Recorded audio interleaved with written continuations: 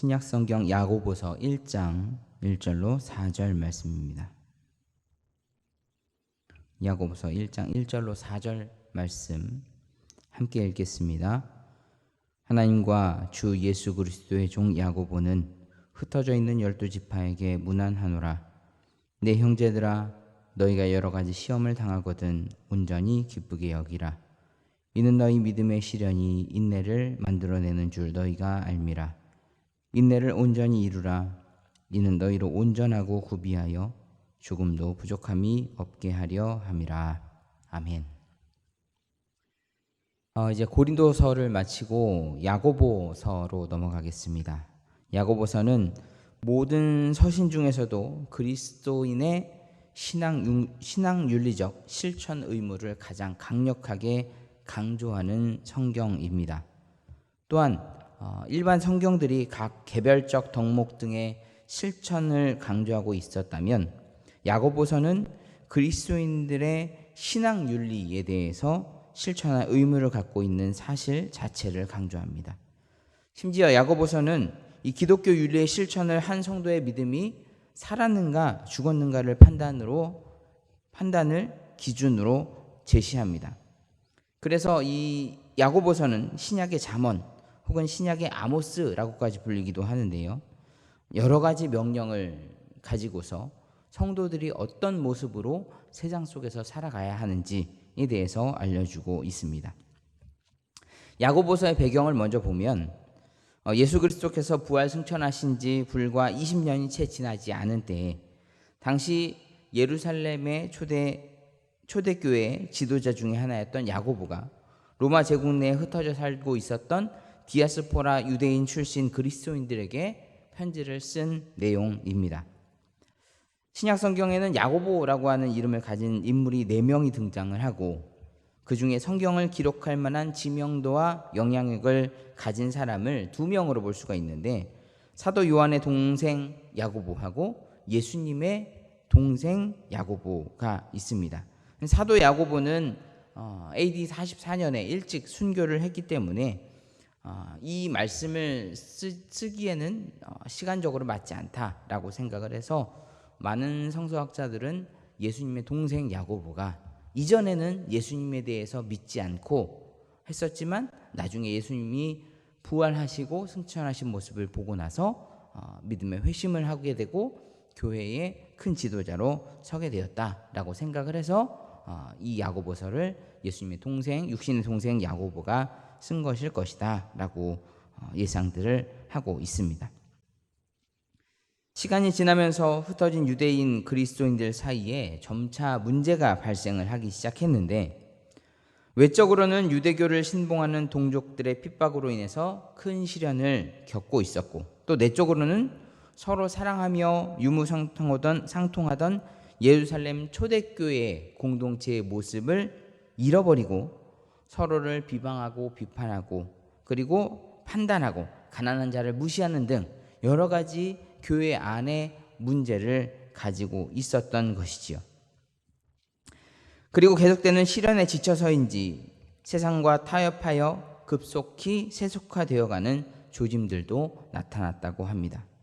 그래서 성도들은 다툼과 분쟁을 일삼게 되었고 세상의 악한 지혜를 따라 살아가고 자기 뜻과 계획대로 세속의 부를 축적하는 데에 관심을 집중했던 것이죠. 바로 이런 상황 속에서 야고보는 흩어진 유대 그리스도인들에게 예수님께서 명령하신 그 명령, 하나님의 백성으로서 살아가는 데 있어서 필요한 덕목, 이런 것들을 바로 실천할 수 있도록 철저하게 강조하는 오늘 이 야고보서를 쓰게 된 것입니다. 야고보가 보기에 당시 수신자들, 그러니까 디아스포라 유대교 성도들은 신앙에 합당한 열매를 전혀 맺지 못하고 있었다고 판단을 했습니다. 믿는다는 이름만 있었지 행함이 없는 그들에게 행함이 없는 믿음은 죽음이라고 하는 우리가 잘 알고 있는 그 말씀을 전함으로써 그리스도인이라고 한다면 정말 믿음에 따른 행위가 있어야 된다라고 강조하고 있는 것이죠. 이것을 어떤 사람은 믿음으로 구원받는 것인데 왜 행함으로 구원받는 것이냐라고 반박할지 모르겠지만 야고보는 믿는다고 말하면서 열매가 전혀 없는 그 믿음은 결코 건강한 믿음이 아니고 살아있는 믿음이 아니기 때문에 믿음으로 구원받는 것은 맞는 말이지만 행함이 따르지 않는 말뿐인 믿음은 전혀 쓸데없는 것이다. 그렇게 이야기하는 것입니다. 믿음과 행위는 마치 나무와 열매와의 관계처럼 밀접히 연관된 하나이고 각각 분리될 때 이것은 아무런 의미가 없다고 말하면서 믿음과 행위를 균형 있게 갖추어야 한다고 강조하고 있는 것입니다. 오늘날 한국에는 그리스도인은 참 많지만, 그러니까 교회 다니는 사람은 많지만 진정으로 그리스도인다운 모습을 가진 사람들은 찾아보기 어렵다라고 많이 말을 합니다. 이 말에 대해서 우리도 결코 부인할 수 없는 것이 씁쓸한 현실이죠. 예수 믿는다고 신앙 고백하는 사람은 많지만 삶 속에서 그 신앙을 실천으로 나타내는 사람은 찾아보기가 힘듭니다. 이러한 상황에서 야고보는 오늘 편지를 통해서 우리에게 참된 믿음이란 어떤 것인지에 대해서 알려주고자 하는 그 마음을 알고서 하나님께서 기뻐하시는 참된 그리스도인의 삶을 살아가는 우리 모두가 되기를 간절히 소망합니다. 야고보는 1절 말씀에서 자신을 하나님과 주 예수 그리스도의 종 야고보라고 소개를 합니다. 엄밀한 의미로 보면 주님과 야고보는 한 육신의 어머니를 둔 형제 사이로서 이 땅의 그 누구보다도 특별하고 밀접한 관계에 있는 사람이라고 할 수 있겠습니다. 그럼에도 불구하고 야고보는 형 예수님이라고 하지 않고 주 예수님이라고 선을 완전히 긋고 있습니다. 철저하게 예수님을 주님으로 모시고 자기에 대해서도 그의 동생이 아니라 그의 종이라고 표현을 하고 있습니다. 이러한 그의 고백에는 예수님과의 혈연을 앞세워서 일종의 예외적 특권을 누리려는 그 어떠한 모습도 보이지 않는 것임을 우리는 볼 수 있습니다. 처음에는 자신의 형제인 예수님을 믿지 못했지만 서두에 말씀드렸듯이 예수님의 부활과 승천을 경험한 후에 참 메시아이심을 알고 예수님을 증거하며 예수님을 전하는 교회의 영적 지도자로 설 수 있었던 그는 참 하나님이신 예수님을 만났던 것이죠. 오늘날 많은 문제들이 일어나는 배경들을 보면 정도를 가지 않고 편법을 가지고서 자기의 원하는 유익을 구하고자 하는 모습 때문에 비롯된 경우들이 많이 있는 것을 살펴볼 수가 있습니다. 누구와 가깝다, 누구와 친하다, 누구를 안다, 이렇게 관계를 앞세움으로써 기득권을 주장하고 특혜를 받으면서 부정부패를 저지르는 사건들이 얼마나 많이 있습니까? 자기가 가진 권력을 사용해서 자기의 성공, 자기 자녀의 앞길, 이런 것들을 미리미리 좀 봐달라고 하는 그러한 모습들이 참 많이 있습니다.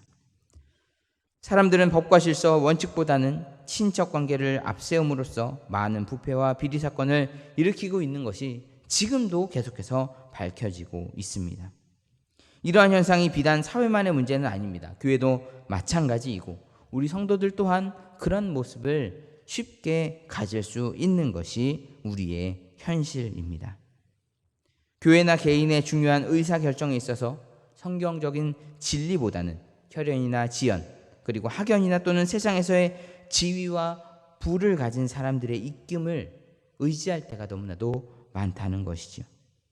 개인의 유익이나 성공 때문에 하나님의 말씀이 아닌 세상의 이치와 편법을 따르고자 하는 유혹이 우리 주변에 너무나도 많이 있다는 것을 우리는 기억해야 하겠습니다. 그리고 참 그리스도인답게 하나님의 진리를 따라 행하고 하나님께서 원하시는 길을, 정직한 길을 걸어갈 수 있는 우리가 되기 위해서 날마다 성령님의 도우심을 구해야 할 줄 믿습니다.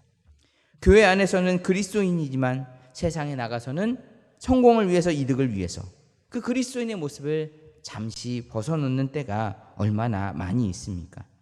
때문에 우리는 하나님께서 우리 곁에서 우리를 늘 지켜보고 계시고 우리와 함께하고 계시다는 사실을 기억하면서 믿음의 정도를 걷기 위해서 날마다 노력해야 할 줄 믿습니다. 또 우리의 힘으로 할 수 없기 때문에 성령님의 도우심을 늘 구해야 하겠죠. 코로나 시대에 많은 교회가 사회로부터 지탄을 받고 있습니다. 이럴 때 정말 예수님의 마음이 무엇인지, 하나님께서 무엇을 원하시는지를 묵상하면서 행함이 있는 믿음으로 생명을 살리는 성도와 교회로 세워져야 하겠습니다. 지금 예배를 드리지 못함으로 인해서, 함께 모여서 예배를 드리지 못하고 가정에서 예배를 드리는 그 우리들의 마음이 얼마나 아픈지요. 하지만 이 어려운 때에 내가 예배를 드려야겠다라고 마음 먹으면서 교회에 나오겠다고 그렇게 버팅기고 있으면 사회로부터 지탄을 받게 되는 것은 물론이요, 하나님의 영광을 가리는 그러한 안타까운 일, 전도의 길을 우리 스스로 막아버리는 안타까운 결과가 생겨날 수도 있을 것입니다. 다만 우리가 구할 것은 방역 지침을 잘 지키면서 있는 자리에서 하나님께 간절히 기도하고 다시 모일 그날을 믿음으로 고대하며 우리의 신앙을 주님께 맡겨드리고 잘 지켜나가는 그러한 모습을 가져야 할 줄 믿습니다. 그렇게 되면 세상 사람들도 우리의 믿음과 우리의 신앙을 인정해 줄 것이며 세상에서의 빛과 소금의 역할을 잘 감당하는 참 그리스도인이라고 하나님은 물론 세상 사람들로부터 인정받을 수 있는 우리가 될 수 있을 줄 믿습니다. 우리의 믿음이 구원에 이르는 믿음이 되어야 하지만 세상을 살리고 사람을 살리는 행함이 있는, 실천이 있는 아름다운 믿음으로 동시에 세워져야 할 줄 믿습니다. 오늘 이 말씀을 통해서 정말 나 자신의 기득권을, 나 자신의 유익을 위해서 모든 것을 다 갖다 쓰는 것이 아니라 정말 하나님의 영광을 위해서 때로는 참고, 때로는 견디며, 때로는 인내하고, 때로는 손해보는 자리에까지도 나아감을 통해서 오직 하나님의 영광만 드러날 수 있도록 헌신할 수 있는 우리 모두가 되기를 주님의 이름으로 간절히 소원합니다. 기도하겠습니다. 사랑과 은혜의 아버지 하나님, 감사 또 감사합니다. 연약한 우리 인생이고 죄로 인해서 죽을 수밖에 없는 우리들이지만 하나님께서 우리에게 구원을 베풀어 주셔서 믿음의 자리로 인도하셨음에 감사를 드립니다. 하나님, 주님께서 한 영혼을 귀하게 여기시고 한 생명을 소중하게 여기신다는 사실을 늘 기억하면서 우리의 있는 자리에서 그 생명을 지키기 위해서, 그 영혼을 살리기 위해서 함께 기도하며 노력할 수 있는 우리가 되게 하여 주시옵소서. 이 어려운 때에 주님 주시는 지혜로 하나님의 영광을 나타낼 수 있는 우리의 삶이 되게 하여 주시옵시고 많은 사람들을 주님께로 인도할 수 있는 기초를 닦는 시간으로 삼을 수 있도록 도와주시옵소서. 행함을 통하여서 하나님께 영광 돌리고 많은 사람들에게 큰 감화를 줄 수 있는 우리의 신앙이 될 수 있도록 도와주시기를 간절히 소망하며 예수 그리스도의 이름으로 기도합나이다. 아멘.